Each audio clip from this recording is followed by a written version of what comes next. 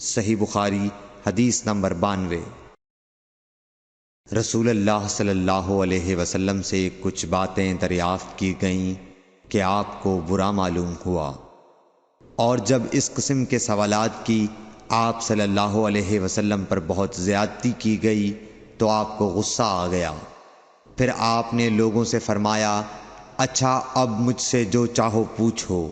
تو ایک شخص نے دریافت کیا کہ میرا باپ کون ہے؟ آپ نے فرمایا، تیرا باپ حذافہ ہے۔ پھر دوسرا آدمی کھڑا ہوا اور اس نے پوچھا کہ یا رسول اللہ میرا باپ کون ہے؟ آپ نے فرمایا کہ تیرا باپ سالم شیبہ کا آزاد کردہ غلام ہے۔ آخر حضرت عمر رضی اللہ تعالی عنہ نے آپ کے چہرہ مبارک کا حال دیکھا تو عرض کیا، یا رسول اللہ، ہم ان باتوں کے دریافت کرنے سے جو آپ کو ناگوار ہوں اللہ تعالی سے توبہ کرتے ہیں۔ صحیح بخاری حدیث نمبر 92۔